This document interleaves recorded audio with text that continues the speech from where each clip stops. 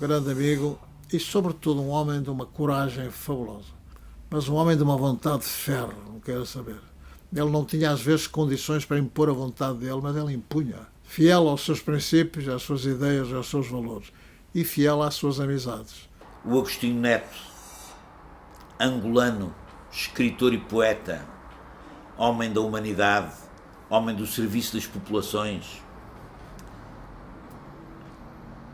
homem tranquilo, dizia-se, meditativo, contemplador, e o Agostinho Neto que é chamado a capitanear a repressão contra uma tentativa de golpe de Estado. Uma capacidade enorme de enfrentar as contrariedades e as dificuldades, que foram muitas, aquelas porque ele passou e de que eu fui testemunha, sem que psicologicamente se deixasse abater.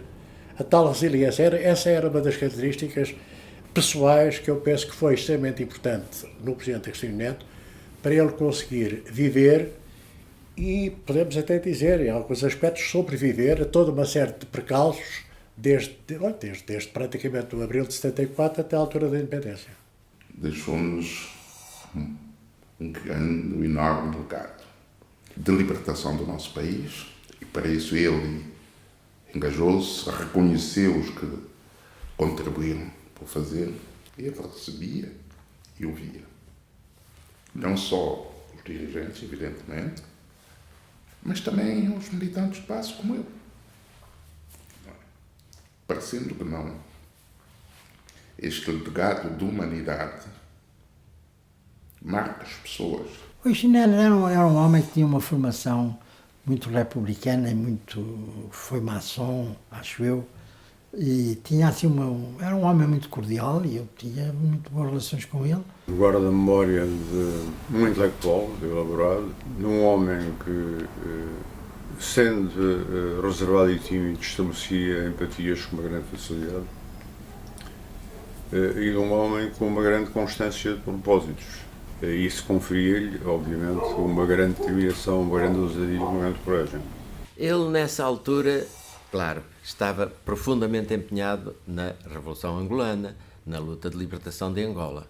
E creio que foi essa a imagem que me ficou dele, de um homem empenhado no estudo da sociedade angolana e no conhecimento da forma de condução da luta de libertação de Angola. Era preciso um dirigente revolucionário, com a coragem e a firmeza de um dirigente revolucionário, para derrubar o colonialismo fascista português. Isto tem que ser dito com toda a clareza. Sim, há de resto um poema um pouco profético dele, em que diz que eu já não sou aquele que espera, sou aquele por quem se espera, não é? Ele tem essa consciência, tem uma missão e as pessoas estão à espera, não é? Publicou vários livros e a poesia dele é uma poesia cada vez mais de combate, cada vez mais uma poesia de luta contra o regime colonial e contra o regime ditatorial português. Ele apanhou na cadeia muitos castigos, foi várias vezes castigado, não é? E na base desses castigos a polícia muitas vezes falava de insolência. Claro, insolência para a polícia é de uma pessoa que não se submete, que não se torna submissa nem mesmo nas condições de cadeia, não é? Portanto, essas caracterizações policiais jogam a favor da personalidade do Neto. Não é? Pela sua vida como dirigente do movimento de libertação, que acabou por ser o movimento de libertação que tomou o poder em Angola, o Agostinho Neto, como que inevitavelmente, com a sua vontade ou sem a sua vontade, teve que ser o primeiro presidente da República de Angola. Eu percebia que ele tinha uma ideia para Angola, etc. E era um político interessante, mas depois as coisas complicaram-se muito. Era na altura em que a guerra colonial estava desencadeada violentamente em Angola, principalmente, e na Guiné. E a sua preocupação era muito também de arranjar, reunir os elementos que permitissem a continuação dessa luta. Por um lado, casa-se e, por outro lado, termina o curso. Ora bem, aqui é que ele se distingue da maioria dos nacionalistas africanos.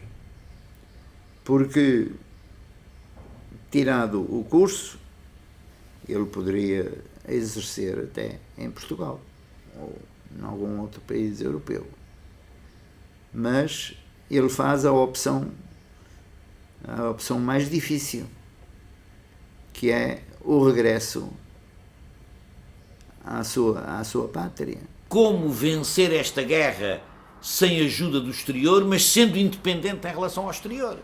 Um drama que ele frequentemente enuncia. Quando veio o 25 de Abril, o meu amigo Agostinho Neto entrou em contato comigo e eu com ele, com a velha amizade sempre, e procurámos sempre trocar impressões para ver como é que havíamos de descolonizar os territórios portugueses.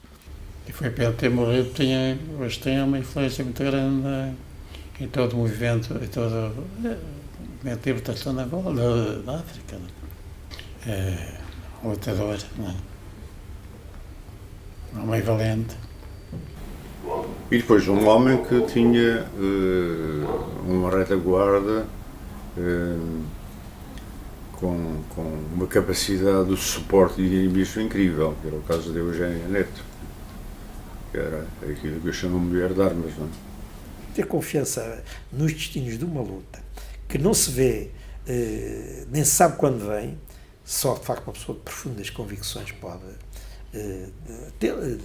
travar essa batalha. Repare que estamos a falar, a libertação dos povos coloniais veio a acontecer 20 anos depois destes acontecimentos.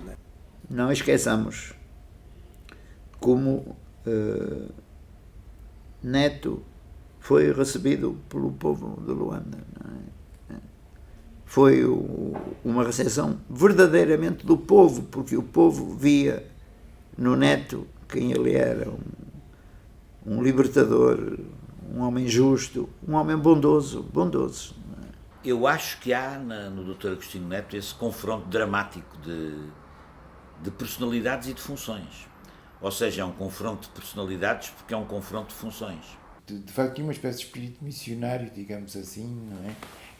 Nunca teve a ideia de que uma pessoa podia enriquecer sendo Presidente da República ou coisa assim, não é? Agostinho Neto foi um apaixonado pela libertação do seu país e que depois se teve que confrontar com as realidades terríveis de presidir a um país que não conheceu um dia de paz.